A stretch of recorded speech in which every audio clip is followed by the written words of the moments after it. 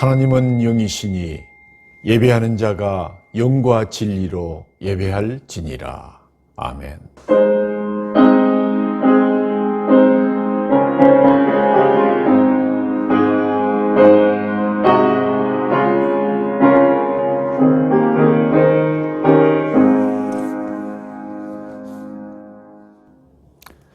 다 같이 사도신경으로 우리의 신앙을 고백하시겠습니다. 나는 전능하신 아버지 하나님 천지의 창조주를 믿습니다. 나는 그의 유일하신 아들 우리 주 예수 그리스도를 믿습니다. 그는 성령으로 잉태되어 동정녀 마리아에게서 나시고 본디오 빌라도에게 고난을 받아 십자가에 못 박혀 죽으시고 장사된 지 사흘 만에 죽은 자 가운데서 다시 살아나셨으며 하늘에 오르시어 전능하신 아버지 하나님 우편에 앉아 계시다가 거기로부터 살아있는 자와 죽은 자를 심판하러 오십니다. 나는 성령을 믿으며 거룩한 공교회와 성도의 교제와 죄를 용서받는 것과 몸의 부활과 영생을 믿습니다. 아멘.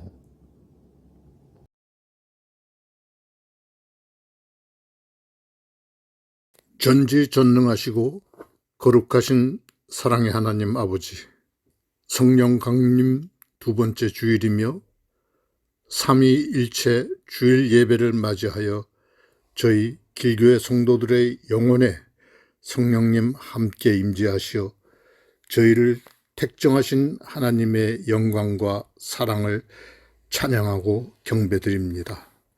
먼저 영과 진리의 참된 예배가 되기를 간절히 기도합니다. 늘 삼위일체 하나님께 감사드리지만 오늘은 특별히 예배의 정성을 다해 간구하오니 꼭 응답 주시기 바랍니다. 아버지 하나님, 전지전능하신 하나님께서 창조하신 이 광활하고 신비한 우주 공간과 아름다운 지구의 생성과 특별히 하나님의 형상을 담도록 사람을 만드시고 지금까지 인류의 산 역사를 이끌어 오시며 오늘에 이르신 이 모든 기적과 은혜를 잘 깨닫고 굳게 믿고 있습니다. 뿐만 아니라 오랜 세월 동안 목이 곧은 백성들을 인내하시고 오히려 그 죄를 불쌍히 여기시며 용서하시기 위해 마침내 독생자 예수 그리스도를 이 땅에 성육신으로 보내시어 새로운 생명으로 거듭나게 하신 구원의 역사를 분명히 알고 믿고 있습니다. 그러나 안타까운 것은 이 모든 삼위일체 하나님의 기적의 역사를 알고 감사드리고 있음에도 불구하고 예배에서 주시는 말씀에 대해 그냥 가볍게 흘려들을 때가 많음을 고백합니다. 그 현장에 실제로 저희는 없었으므로 그 가슴 떨리는 무서운 기적과 현장을 실감하지 못하는 것입니다. 성경 전체 내용을 이해하고 믿고 있지만 뼈아프게 실감하지 못하고 있어 예배에 그리고 말씀에 집중하지 못합니다. 성찬 기념식도 주님의 살과 피를 먹고 마시는 그 거룩한 행위가 마치 지난 시절 시험을 치르기 전 모범 답안을 건성으로 외우듯 지식으로만 무장되어 그냥 의식과 예식으로 지나칠 때가 많습니다. 정말 아쉽습니다. 저희들의 눈과 귀는 형편없이 어두워서 사물의 본질을 바라볼 수 없는 안목으로 영원히 밝지 못하니 하나님의 은혜와 사랑을 똑바로 강렬하게 느끼지 못해 늘 겉핥기 형식으로 지나칠 때가 많습니다. 간절히 바랍니다. 저희들에게 뜨거운 성령님의 강력한 능력으로 저희 영혼에 하나님의 산 역사를 깊이 각인시키고 실감하도록 성령 충만하게 채워주시옵소서. 시편 51편에 다윗 왕이 간구한 것처럼 하나님이시여 내 속에 정한 마음을 창조하시고 내 안에 정직한 영을 새롭게 하소서.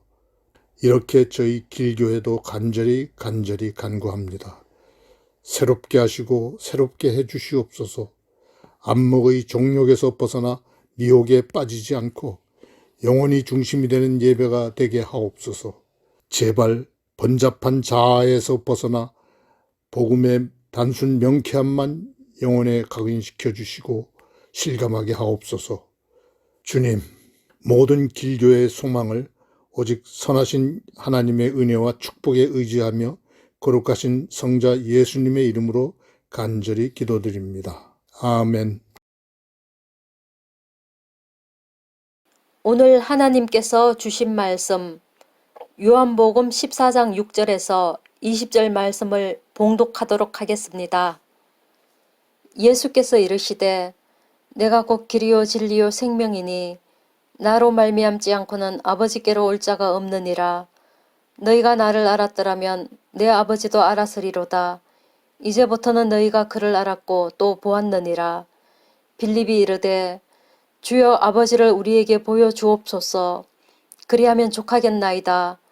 예수께서 이르시되 빌립아 내가 이렇게 오래 너희와 함께 있으되 내가 나를 알지 못하느냐. 나를 본 자는 아버지를 보았거늘 어찌하여 아버지를 보이라 하느냐. 내가 아버지 안에 거하고 아버지는 내 안에 계신 것을 내가 믿지 아니하느냐.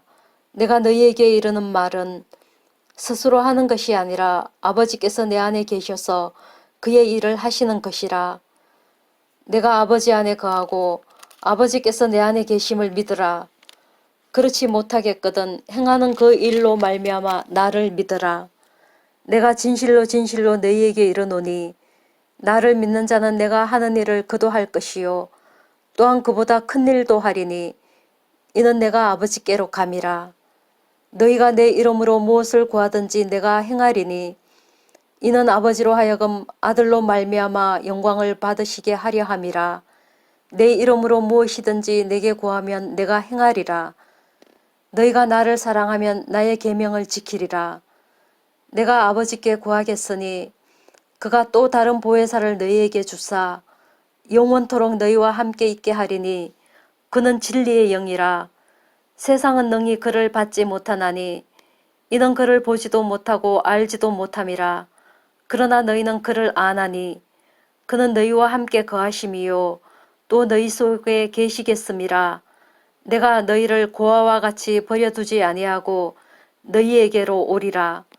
조금 있으면 세상은 다시 나를 보지 못할 것이로되 너희는 나를 보리니 이는 내가 살아있고 너희도 살아있겠음이라. 그날에는 내가 아버지 안에 너희가 내 안에 내가 너희 안에 있는 것을 너희가 알리라.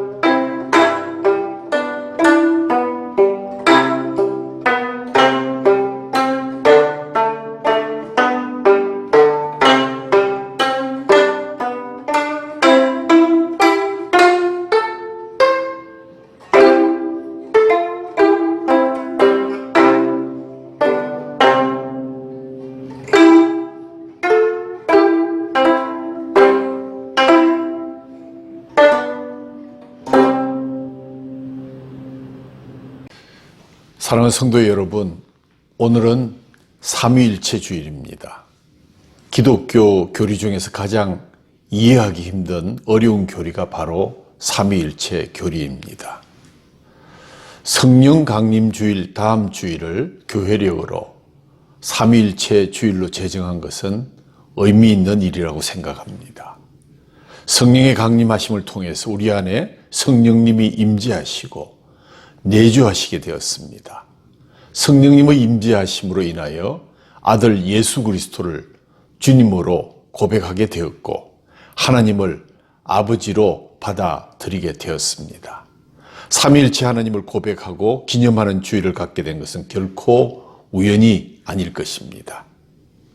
삼위일체를 한마디로 표현하면 본질이 동일한 하나님이 세 위격으로 존재하시고 그 세 위격이 곧 동일 본질의 하나님이라는 것을 나타내는 것입니다. 본질이 동일한 하나님이 세 위격으로 존재하는 신비한 타자의 내주함, 이 바로 삼위일체의 신비라고 할 수 있을 것입니다. 우리가 믿고 경외하는 유일한 하나님, 고독한 독재 군주 같은 하나님이 아니라 유일하신 하나님, 원 갓이시면서 성부와 성자와 성령의 세 인격, three persons 이렇게 되어 있습니다. 세 인격들로 존재하시고 하나님의 영원한 사랑과 예정, 그리고 그 아들 예수 그리스도를 통한 구원, 성령님의 인도하심으로 오늘도 우리와 함께 역사하는 줄 믿습니다. 때가 참에 하나님의 신비의 한 꺼풀을 벗기시면서 하나님 마침내 삼위일체 하나님의 모습을 우리에게 드러내셨습니다. 점진적인 계시의 혜택을 누리고 있는 우리는 더 이상 삼위일체가 네모난 원이라든가 하나는 셋이요 셋은 하나요 하는 그런 선문답이 아니라 하나님께서 예수님을 통해서 그리고 다른 보혜사이신 성령님을 통해서 자신을 계시해 주셨기에 삼위일체의 세계를 실감 있게 이해하고 확신하게 된 것입니다. 우리는 예수님의 십자가의 대속의 은혜를 입었고 하나님의 말씀인 성경이 완성된 시대에 살고 있으며 삼위일체의 하나님이 그 모습을 드러내신 후에 태어난 복된 백성들입니다. 우리 다 같이 인사를 나누시겠습니다. 삼위일체 하나님을 바르게 알고 고백하십시다. 삼위일체 하나님을 바르게 알고 고백하십시다. 5세기 말 아타나시우스 신조가 바라는 우레소리를 한번 들어보십시오. 아타나스 신조는 이렇게 시작됩니다. 누구든지 구원받기를 원하는 사람은 무엇보다도 보편교회의 신앙, 즉 교회의 정통신앙이 있어야 한다. 이 신앙을 완전 무결하게 유지하지 못하는 사람은 의심할 여지 없이 영원한 멸망을 받을 수밖에 없다. 보편교회의 신앙이 무엇인가? 그것은 바로 우리는 삼위일체이신 한 하나님, 한 분이신 삼위일체 하나님을 예배하는 것이다. 아타나시우스 신조가 가진 이 단호한 배짱은 우리에게 기독교 신앙의 핵심이 무엇인지를 답하고 있습니다. 만약 우리가 이 과목을 난해하다고 그냥 패스했다가 아타나시우스의 말처럼 보편교회의 신앙을 유지하지 못함으로써 지옥으로 간다면 그 책임을 누가 져야 할 것인가 하는 물음을 물으면서 저는 결론을 내렸습니다. 정면으로 돌파해서 삼위일체 하나님을 만나야겠다. 그 과정에서 던져진 질문은 모든 사람들 앞에서 반드시 선포되어야 할 우리의 핵심적인 신앙 고백은 무엇인가 하는 것이었습니다. 우리에게는 중요한 신앙 고백들이 있습니다. 오직 은혜로 구원을 받는 것, 아니면 십자가에서 이루어진 그리스도의 대속, 아니면 그리스도의 몸의 부활, 아니면 재림에 대한 이야기. 물론 이런 것들이 바울이 말한 가장 중요한 것들이고 복음의 본질과 정수가 되는 결코 포기할 수 없는 믿음의 핵심 내용인 것은 부인할 수가 없습니다. 그러나 이것들 스스로가 기독교 복음을 복음되게 하는 것은 아니라는 점에 유의해야 할 것입니다. 왜냐하면 여호와의 증인들도 역시 그리스도의 희생적 죽음을 믿을 수 있습니다. 몰몬 교도들 역시 그리스도의 부활을 이야기하고 믿고 있습니다. 은혜로 얻은 구원을 말하는 세상의 종교들은 참으로 많습니다. 이단과 사이비들도 그럴듯한 고백을 만들어서 은혜, 구원, 보혈, 십자가, 부활을 비빔밥의 나물처럼 얹어놓고 우리를 유혹하고 있지 않습니까? 그렇다면 기독교 복음을 바치는 모든 것보다 앞선 진리의 토대가 되는 것이 무엇일까? 즉 기독교 신앙을 많은 아류들과 절대적으로 구별되게 하는 것은 무엇일까? 바로 그것이 하나님의 정체성입니다.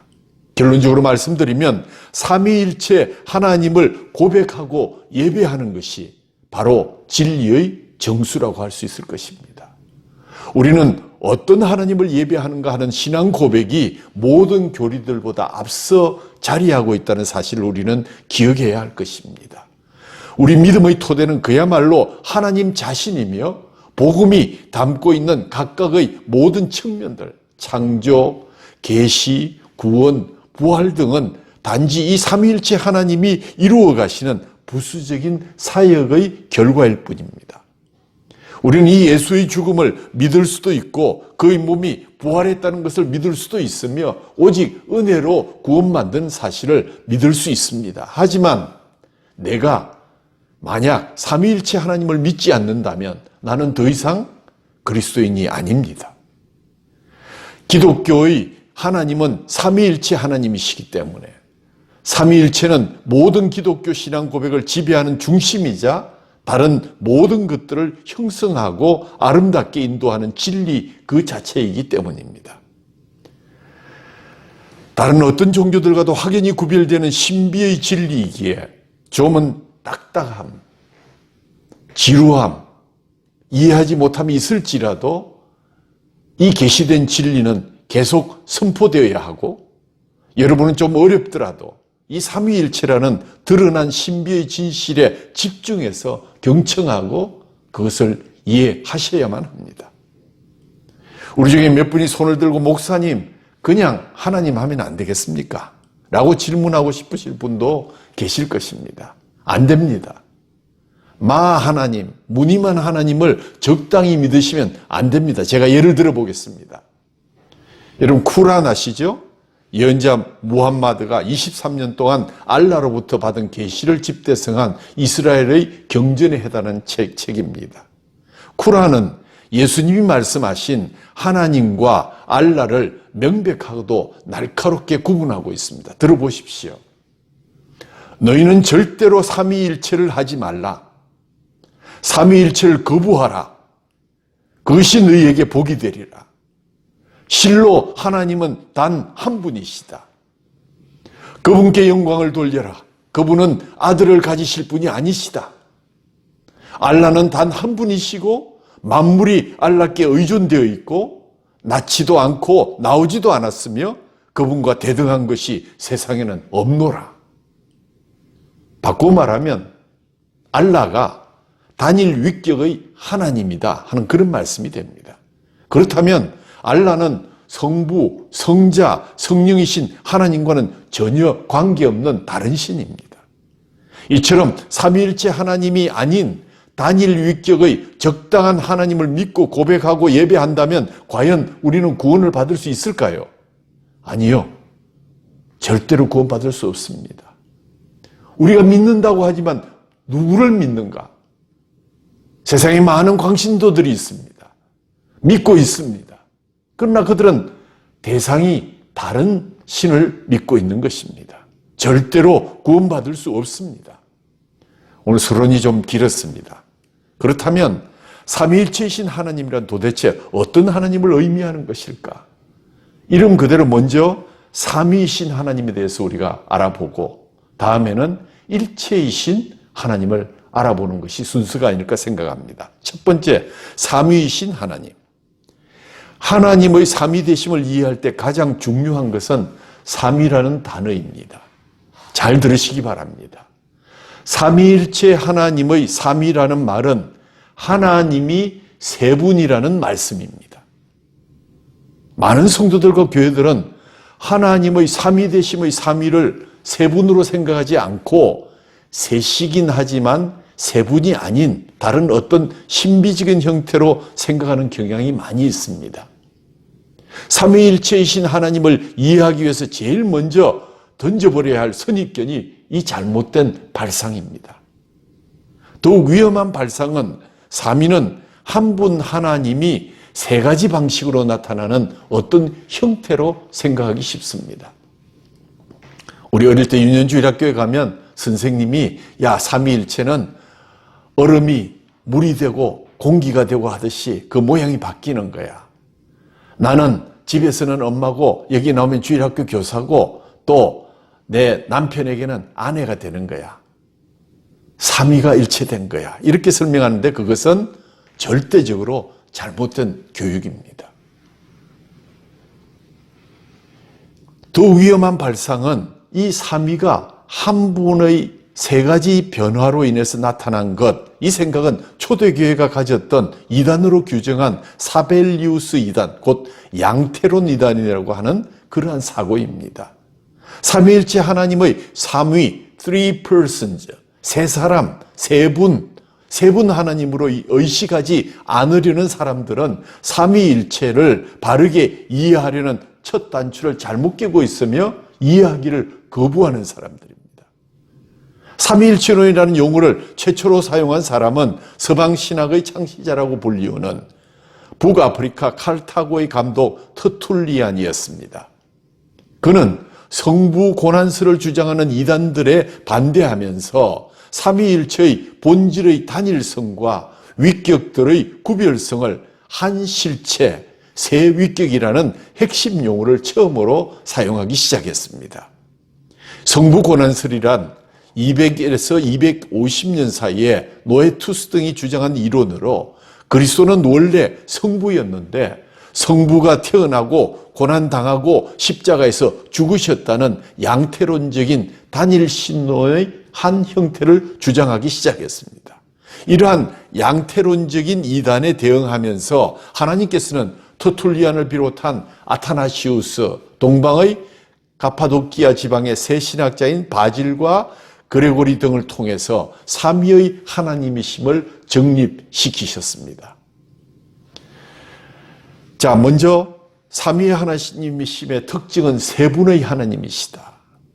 신약 성경에 의하면 하나님은 세 분이십니다. 일반적으로 하나님은 한 분이라고 말합니다. 왜 그럴까요? 구약 성서에 기술되고 있는 여호와 하나님은 일반적으로 성부 하나님을 지칭하는 표현으로 이해되어야 합니다.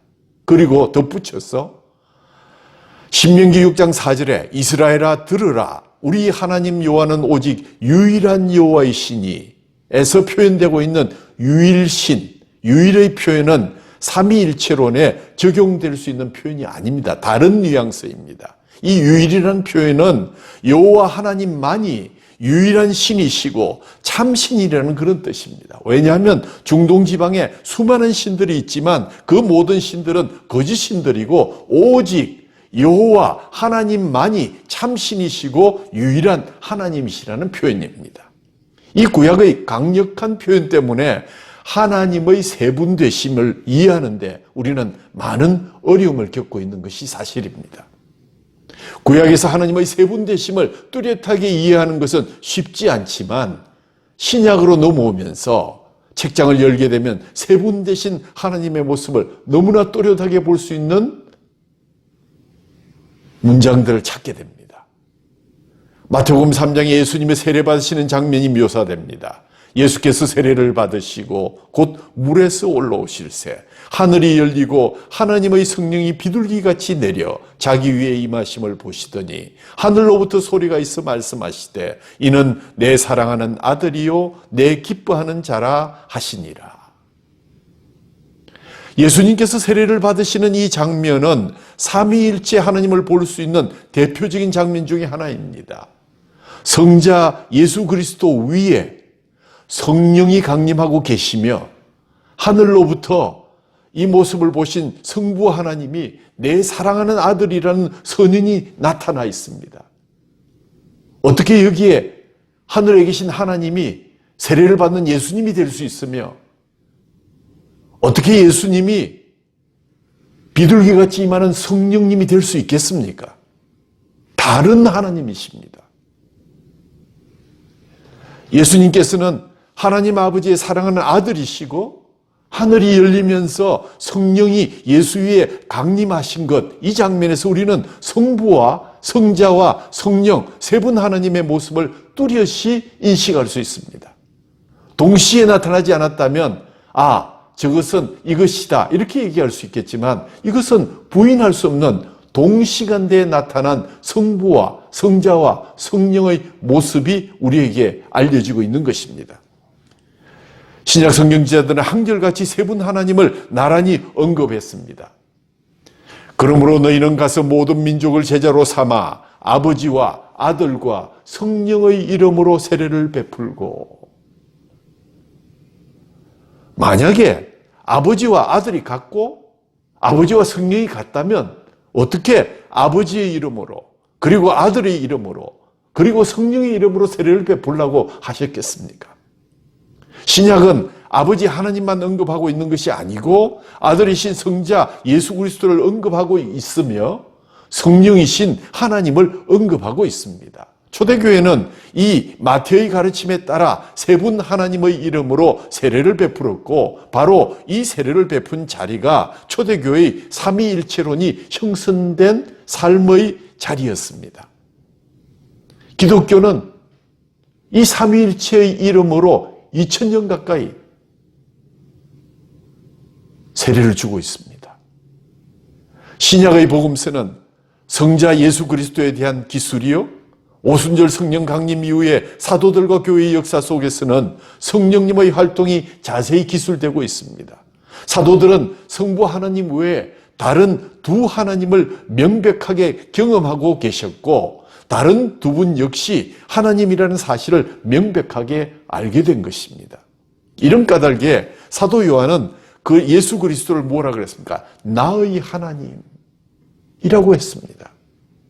사도 바울은 주 예수 그리스도의 은혜와 하나님의 사랑과 성령의 교통하심이 너희 무리와 함께 있을지어다. 고린도후서 13장 13절 말씀입니다. 세 분 하나님의 이름으로 축도했습니다.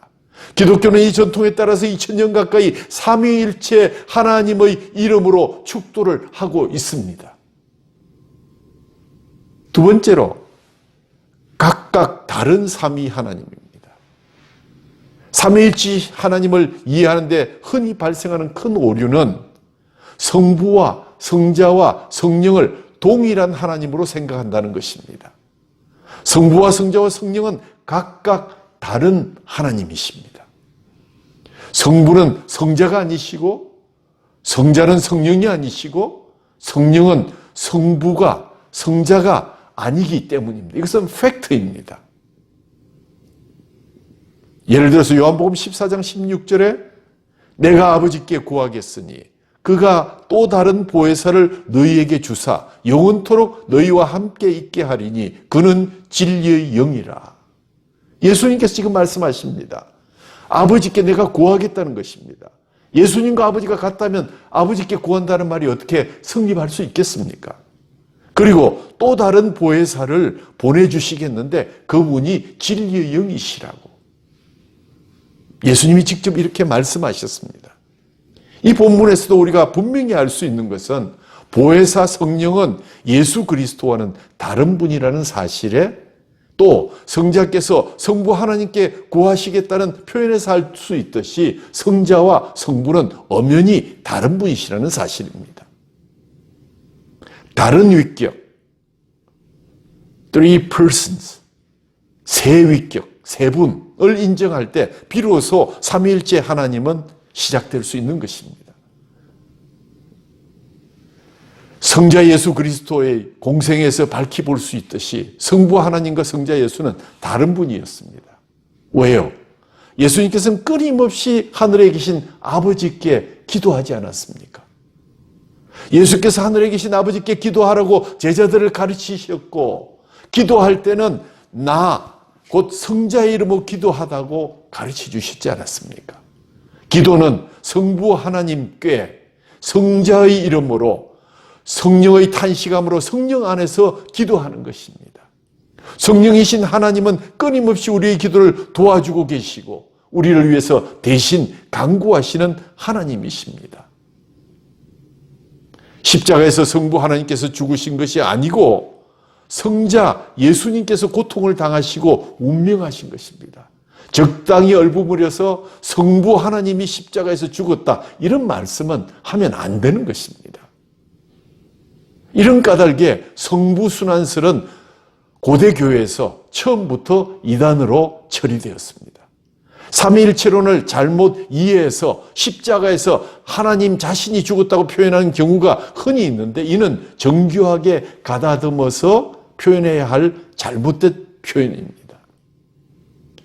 그래서 몰트만은 십자가에 달리신 하나님이라는 책에서 이를 하나님의 죽음이 아니라 하나님 안에 있는 죽음으로 바르게 표현했습니다. 즉 십자가란 성부와 성령의 가슴 한가운데서 죽으신 성자 예수 그리스도의 죽음이었다고 정확하게 기술했습니다. 이를 몰트만은 십자가의 연대다라는 그러한 귀중한 표현을 남겼습니다. 십자가가 세상을 구원하기 위해 성부께서 성자를 버리신 사건이었다면, 부활은 성부께서 성령을 통해서 성자를 살리신 사건이었습니다. 십자가에서 하나님께서 죽었다면 다시 살리실 하나님은 어디에 계셔야 하는 것입니까? 성부께서는 성령을 보내셔서 죽으신 아들을 다시 살리셨고, 다시 사신 성자께서는 승천하셔서 하나님의 우편에 앉게 되셨습니다. 예수님께서는 성부 하나님이 아니시고 성부 하나님 우편에 앉아 계신 성자 하나님이십니다. 그런 까닭에 사도신경은 하늘에 오르시어 전능하신 하나님 우편에 앉아 계시다가라고 고백하게 되는 것입니다.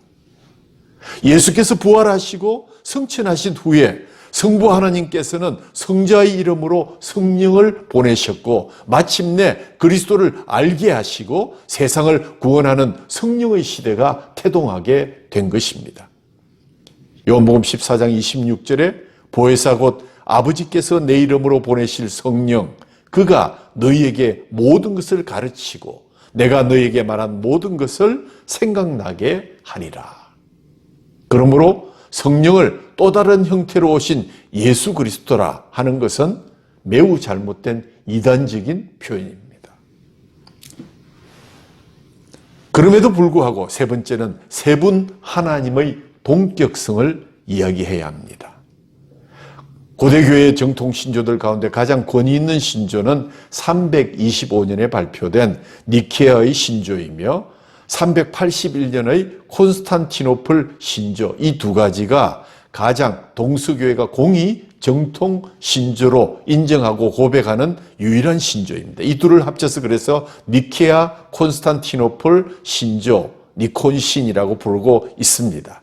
이 두 개의 신조를 제외하고는 그 어떤 신조도 모든 교회에서 공인받을 수 있는 정통성을 가진 신조는 없습니다.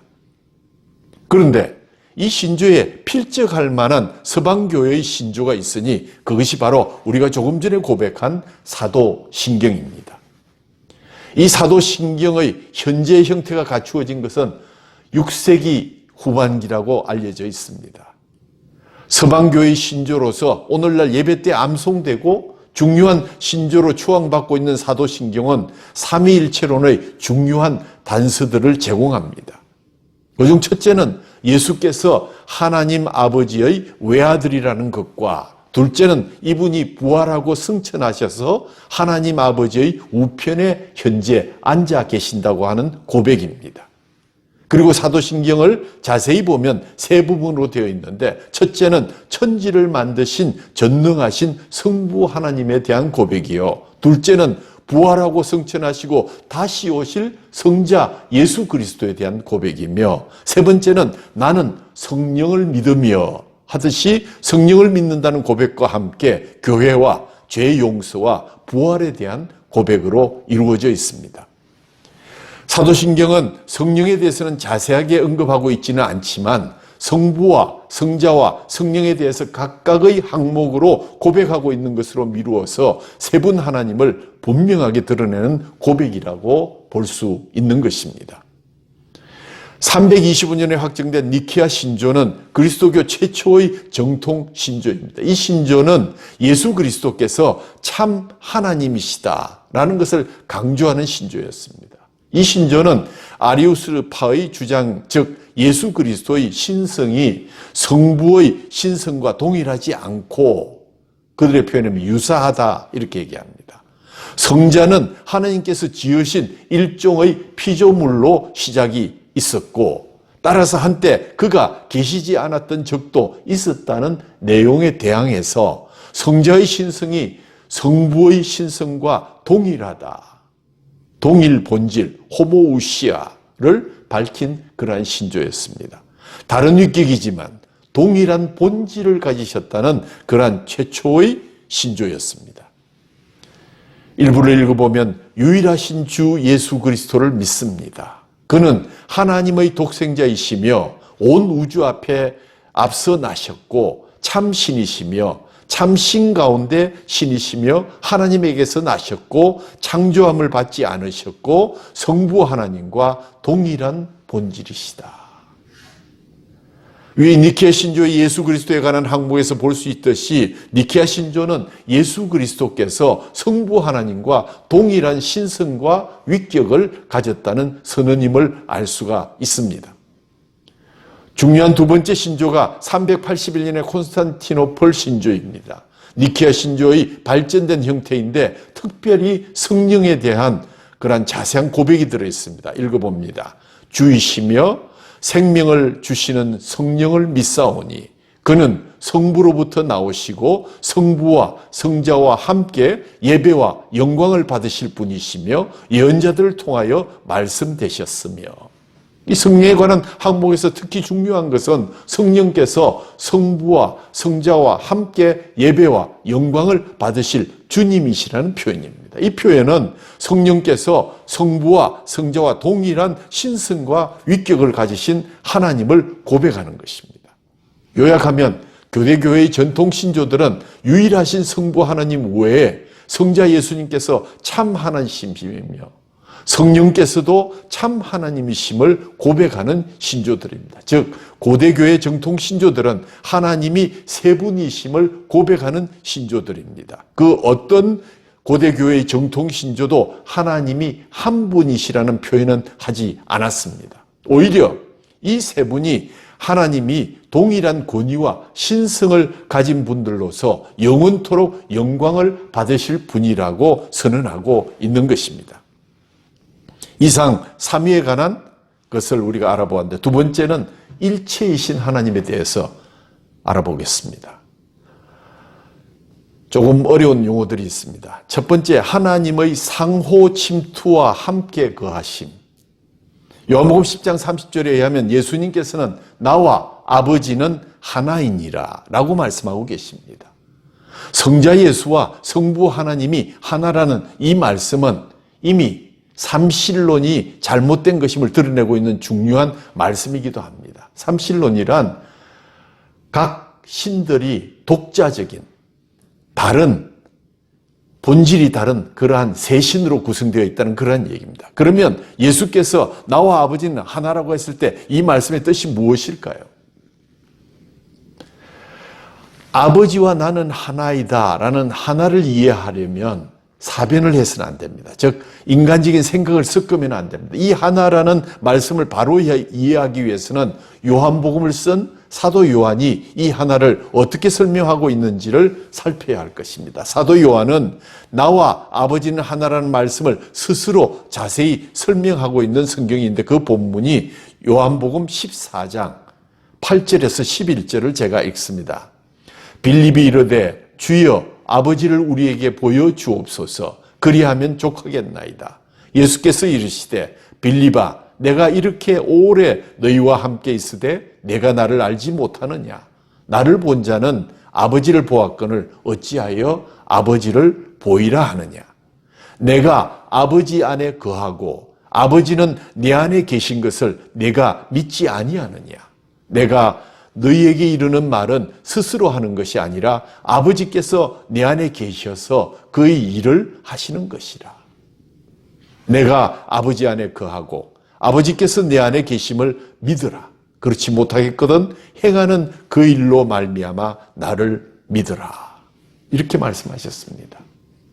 성부와 성자께서 하나라는 사실은 성부가 성자이고 성자가 성부라는 그런 얘기가 아니고 성부는 성자 안에 계시고 성자는 성부 안에 계시는 하나님 존재의 독특한 존재 방식을 설명하는 말입니다. 그러므로 성자께서 행하시는 일은 성부께서 성자 안에서 자신의 일을 행하시는 것과 동일한 것입니다. 그런데 유념해야 할 것은 요한은 어느 곳에서도 성부는 성자입니다. 또는 성자는 성부이기 때문에 성부와 성자가 한 분이라고 말한 적이 한 번도 없습니다. 요한의 말씀의 핵심은 성부가 성자 안에 계시고 성자가 성부 안에 계시기 때문에 성부와 성자는 하나라고 표현한 것입니다. 이 하나님의 독특한 존재 양태를 설명하기 위해서 고대 교회의 삼위일체론의 초석을 만든 교부들은 페리코레시스라는 단어를 사용했습니다. 이 용어는 상호 침투를 통해서 내주와 순환을 의미하는 용어입니다. 사도 요한이 설명하고 있는 성부가 성자 안에 침투해서 그 안에 거하시고 성자가 성부 안에 침투해서 그 속에 거하시는 하나님의 독특한 존재 양태에 대한 성경적인 표현에 상응하는 용어가 페리코레시스라는 것입니다. 성부가 성자 안에 거하시고 성자가 성부 안에 거하시기 때문에 예수 그리스도의 사역은 성자의 사역인 동시에 성부의 사역입니다.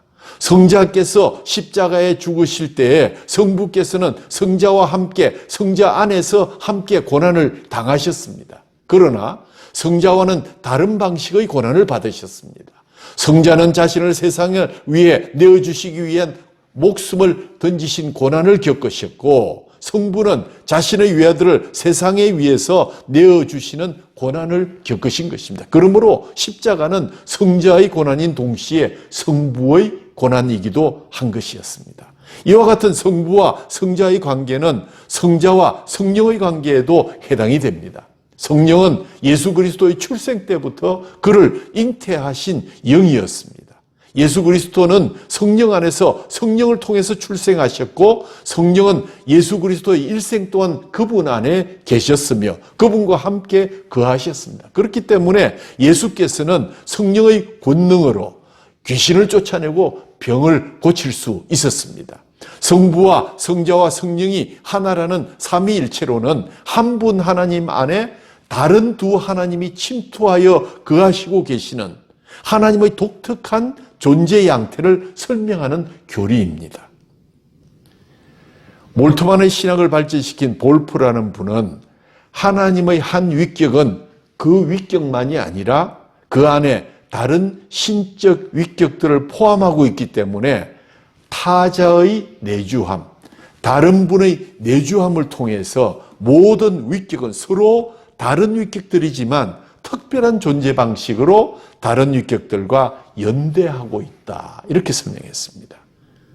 이를 볼프는 사랑으로부터 나온 상호 내재성의 연대다. 이렇게 표현했습니다. 좀 어려운 말이죠. 즉, 한 하나님을 보면 그분과 더불어 다른 두 하나님의 모습과 영광을 함께 보게 되는 하나님의 독특한 존재 양태에 대한 설명입니다. 이런 까닭에 예수님께서는 나를 본 자는 하나님을 보았다, 아버지를 보았다라고 말씀하고 계신 것입니다. 두 번째로 예수 그리스도 안에 계신 하나님, 삼위일체로는 신약 성서의 요한복음에만 기초를 두는 것이 아니라 신약 전반에 걸쳐서 삼위일체신 하나님의 모습이 뚜렷이 나타나 있습니다. 골로새서 1장 15절에 의하면 예수 그리스도는 보이지 아니하는 하나님의 형상이라고 말했습니다. 이는 요한복음 14장 9절에서 나를 본 자는 아버지를 보았다는 예수님의 말씀과 연장선상에 있는 표현입니다. 골로새서 2장 9절에 의하면 예수 그리스도는 하나님의 신성의 모든 충만이 육체로 거하시는 분이셨습니다. 우리는 예수 그리스도를 통해서 하나님의 신성의 충만한 모습을 볼 수 있는 것입니다. 왜냐하면 예수 그리스도 안에 하나님 아버지께서 온전히 거하고 계시기 때문입니다. 예수 그리스도의 사건은 처음부터 마지막까지 하나님 아버지와의 깊고 깊은 관계성 속에서 하나님 아버지의 깊은 가슴을 드러내는 사건이라는 그러한 교리입니다. 이런 관점에서 그리스도의 십자가는 하나님 아버지의 가슴 한가운데 있는 십자가를 뜻합니다. 또한 바로 이런 시각에서 사도 요한은 본래 하나님을 본 사람이 없으되 아버지 품속에 있는 독생하신 하나님이 나타내셨느니라. 요한복음 1장 18절에 이렇게 기술하고 있습니다. 정확한 표현입니다. 성자 안에 성부와 성령께서 온전히 거하셨던 역사는 오순절 이후에 성령 안에 성부와 성자가 온전히 거하는 역사로 변천됩니다. 이것은 성령 안에 그리스도께서 거하시는 삼위일체 하나님의 역사의 또 다른 형태이기도 합니다. 바로 이런 이유 때문에 성령은 그리스도의 영이요, 우리는 성령 안에서 그리스도를 만나게 됩니다. 마찬가지 방식으로 성령은 하나님의 영이요, 우리는 성령을 통해서 하나님 아버지를 만나게 되는 것입니다. 따라서 아버지께 예배하는 자는 성령 안에서 영과 진리로 예배하여야 하는 것입니다. 하나의 신성 우시아와 세 실체 히포스타시스, 좀 어려운 얘기입니다만 도표에서 보시는 것과 같이 성부 하나님이 계시고 성자 하나님이 계시고 성령 하나님이 계신데, 성부 하나님은 성자 하나님일 수가 없고 성자 하나님은 성령 하나님이실 수가 없으며 성령 하나님 역시 성부 하나님이실 수 없습니다. 그러나 세 하나님은 동일한 본질을 가지셨으므로 한 하나님으로 활동하고 계십니다. 삼위일체로는 철저히 예수 그리스도의 역사와 성경에 기초하는 교리입니다. 362년 알렉산드리아 회의에서 결정된 삼위일체론의 기본 도식은 하나의 본질을 가지고 그것을 우시아 또는 에센스라고 그러죠. 세 실체 히포스타시스가 있다. 이 도식은 하나님은 성부, 성자, 성령 곧 세 분이신데 같은 하나의 본질을 갖고 계신다는 그러한 도식을 만들게 되었습니다. 325년의 니케아 신조가 성부와 성자와 신성의 동일성을 언급했고 362년의 알렉산드리아 회의는 성부와 성자와 성령의 신성의 동일성을 천명했습니다. 이 정신은 381년 콘스탄티노플 신조에 영향을 미쳐서 내용을 보면 성령은 성부와 성자와 함께 예배와 영광을 받으실 분이다 라는 선언을 하게 된 것입니다. 세 분 하나님의 신성이, 동등성이 공식적으로 천명된 것입니다. 마지막으로 우리가 아버지의 사랑으로, 몰트만에 의하면 삼위일체론의 정통신조를 만들어낸 동방교회 정통신학자들의 삼위일체론은 사회적인 삼위일체론이었다.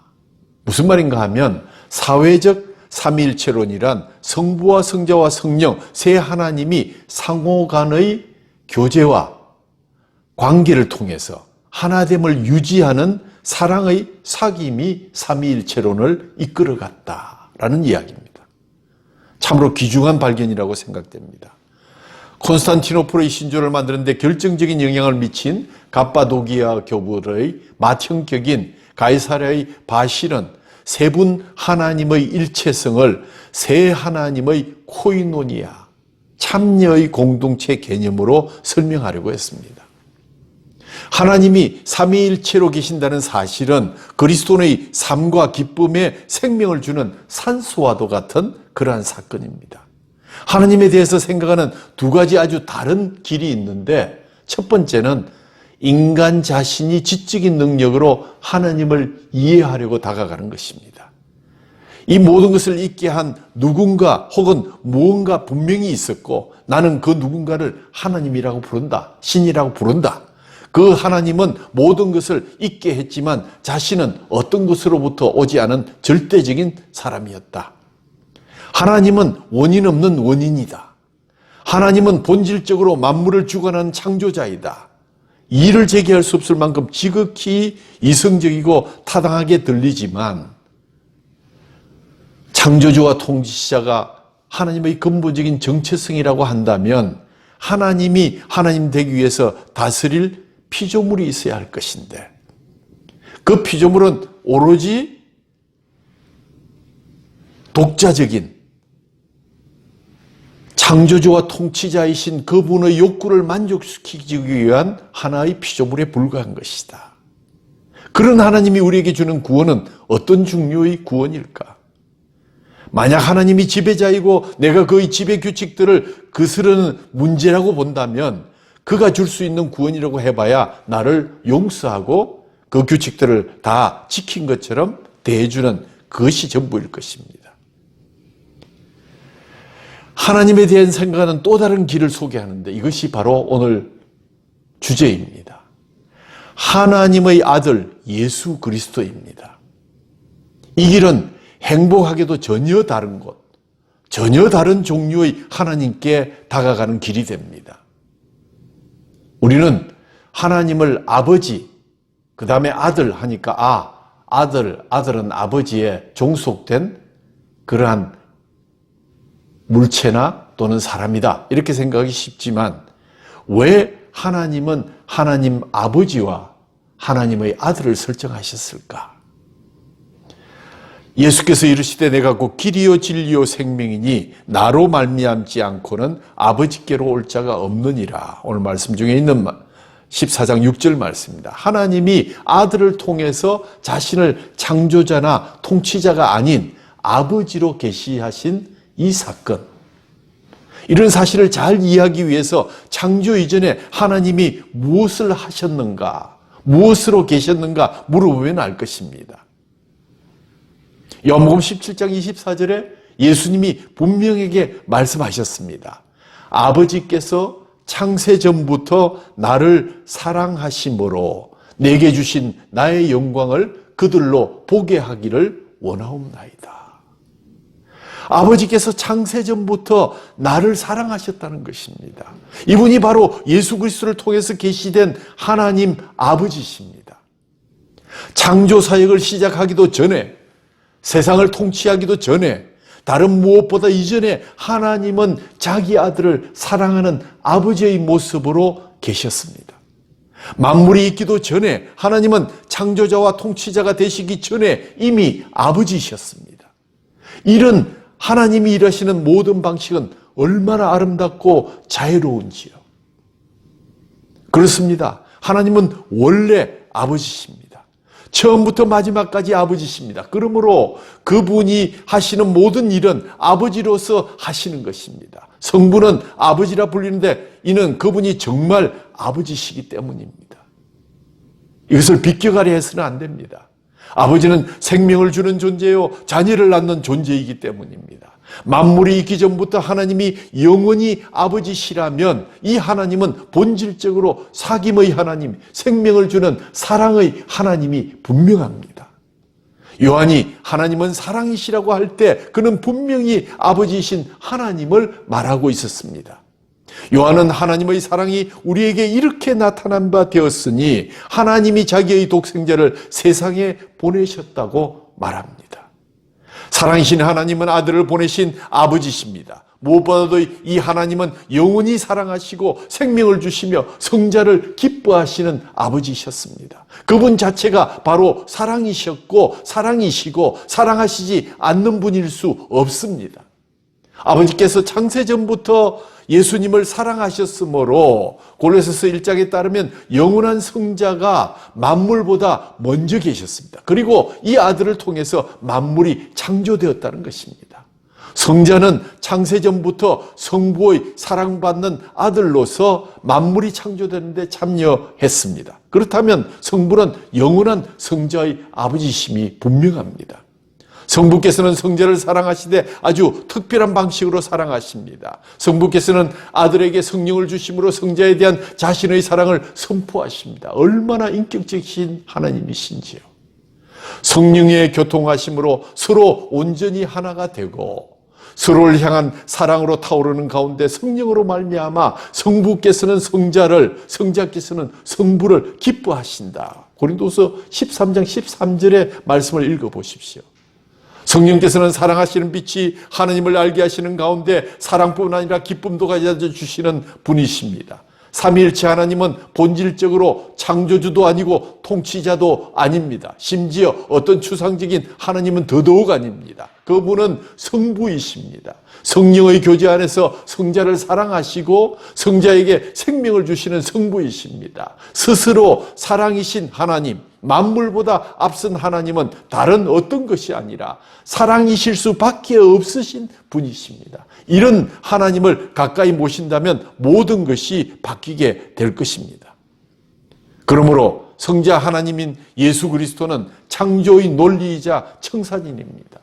그분은 성부로부터 영원히 사랑받는 분이십니다. 창조는 사랑이 바깥으로 확장되어서 다른 피조물들을 함께 사랑을 누리도록 하는 사건이었습니다. 사랑의 샘이 넘쳐 흐르고 성부께서 성자를 얼마나 기뻐하시는지 성부께서는 항상 성자에게 사랑을 부어 주시기를 기뻐하셨고 그 성자는 그 사랑으로 우리 죄인들을 찾아오셔서 그 넘치는 사랑을 우리에게 부어 주셨습니다. 성자께서는 성부가 어떤 분이신지를 완벽하게 보여주시는 하나님의 형상이십니다. 이는 하나님 영광의 광채시요 그 본체의 형상이시라. 말씀이 길었습니다. 결론을 말씀드립니다. 성부, 성자, 성령이 이루시는 영원한 조화가 세상의 이치를 이루고 있습니다. 칼 바르트는 이렇게 말했습니다. 하나님의 삼위일체는 그분의 아름다움의 비밀이다.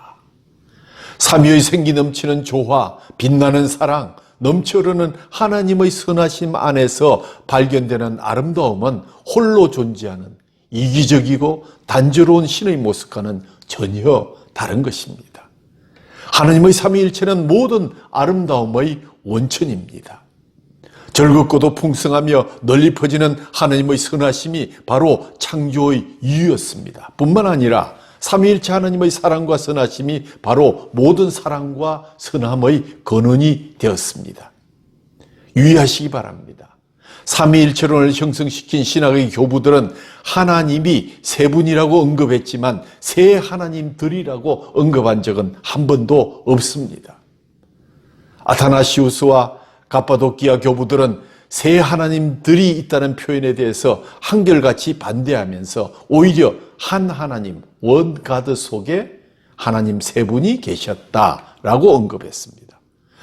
성부, 성자, 성령께서 한 하나님이라는 말의 의미는 성부, 성자, 성령께서 상호 침투와 공제를 통해서 하나님의 거룩한 삼위일체 하나님을 형성하게 되는데 이 거룩한 삼위일체 하나님을 우리는 한 하나님이다.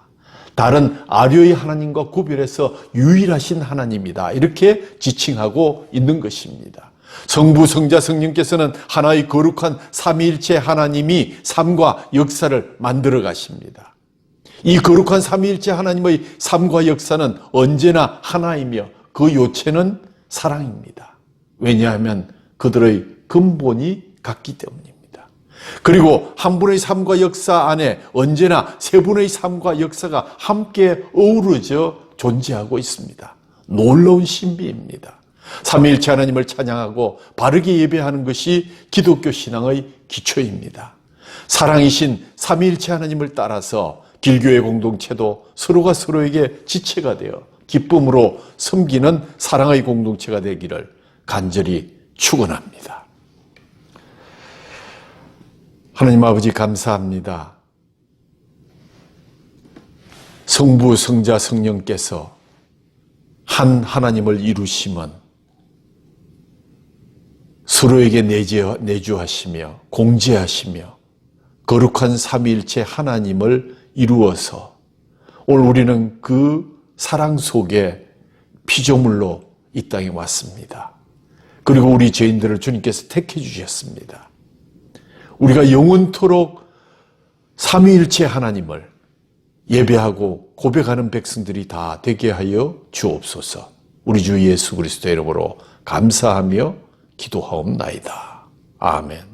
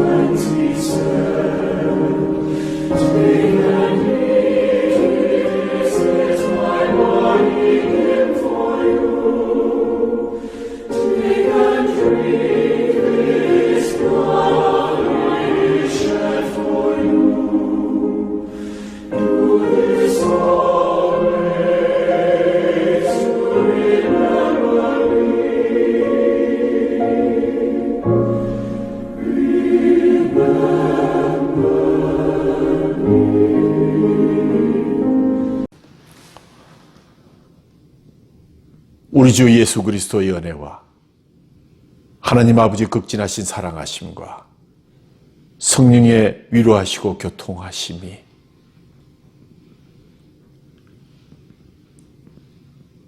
하나님 안에서 하나 되는 새 하나님의 역사를 바라보며 사랑으로 우리를 지으시고 사랑하기를 소원하는 하나님의 놀라우신 은혜에 찬송하며 감사하며 영원토록 그를 따르기를 소원하는 사랑하는 길교회 성도들 머리머리 위에 그들의 기업과 가정과 자녀들 위에 저 복역 땅에서 지금도 주님을 기다리는 신년의 백성들 머리머리 위에 그리고 이 세대에 오직 주님의 재림을 바라는 주님의 백성들 머리머리 위에 지금부터 영원까지 함께 계시기를 간절히 축원하옵나이다. 아멘.